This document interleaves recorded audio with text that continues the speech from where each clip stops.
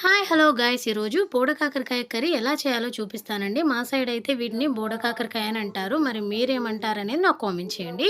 First నేను కొన్ని బోడ కాకరకాయ తీసుకొని శుభ్రంగా కడిగి చిన్న చిన్న ముక్కలుగా కట్ చేసుకున్నాను. అలాగే ఆనియన్, పచ్చిమిర్చి కూడా తీసుకొని కట్ చేసుకొని పక్కన పెట్టేసుకున్నాను. ఒక కడాయి తీసుకొని కడాయిలో సరిపడా ఆయిల్ పోసిన తర్వాత అందులో తాలింపు గింజలు, దాంతో పాటు ముందుగా కట్ చేసి పెట్టుకున్నాం కదా ఆనియన్, పచ్చిమిర్చి కూడా వేసి గోల్డెన్ ఫ్లేవర్ వచ్చే వరకు ఫ్రై చేస్తూ ఉండాలండి. అందులోనే 2 రెమ్మల కరివేపాకు కూడా వేసి ఫ్రై చేసుకున్న తర్వాత మనం ముందుగా కట్ చేసి పెట్టుకున్నాం కదా బోడ కాకరకాయ ముక్కలు కూడా వేసి బాగా ఫ్రై చేసుకోవాలండి. ఇలా ఫ్రై అయిపోయిన తర్వాత కొంచెం ఉప్పు, పసుపు, కారం కూడా వేసి ఒక 5 మినిట్స్ ఫ్రై చేసుకోండి. ఇలా ఫ్రై అయిపోయిన తర్వాత కొత్తిమీరతో గార్నిష్ చేసుకోండి. చాలా టేస్టీగా ఉంటుందండి. నాకైతే చాలా ఇష్టం ఈ కర్రీ.